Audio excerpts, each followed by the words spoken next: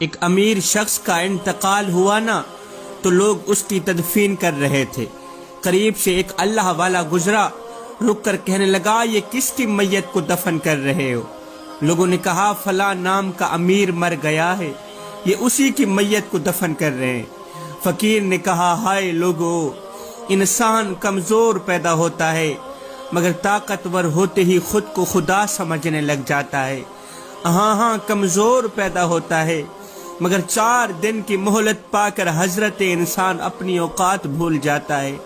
جب انسان اپنی اوقات بھول جاتا ہے پھر اسے اتنا پتہ بھی نہیں رہتا کہ مٹی کا کھلونا جیتے جی تو بہت شور مچاتا ہے لیکن جب مرتا ہے تو مر ہی جاتا ہے۔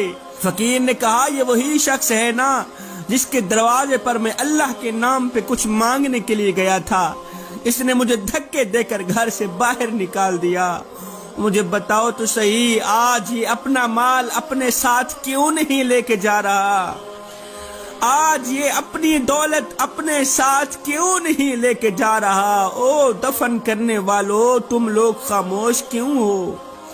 میں نے اسے سلام کیا تھا، اس نے یہ کہتے ہوئے میرے ہاتھ میں ہاتھ نہیں ملایا تھا کہ میرے ہاتھ گندے ہو جائیں گے، میرے خوبصورت ہاتھوں کو مٹی لگ جائے گی۔ آئے آج اس کی خوبصورتی بدصورتی میں تبدیل کر دی جائے گی، آج اس کا خوبصورت چہرہ بدصورتی میں تبدیل کر دیا جائے گا۔ حلال و حرام کی تمیز کیے بغیر کمائے گئے مال سے پلا گیا بدن مٹی کا رزق بن جائے گا۔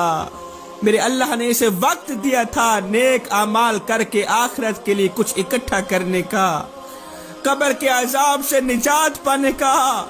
آج جب یہ منکر نکیروں کی بھیانک صورت دیکھے گا تو اسے پتہ چلے گا کہ نیک اعمال کیا ہوتے ہیں۔ آج فرشتے اس کی بولتی بند کر دیں گے۔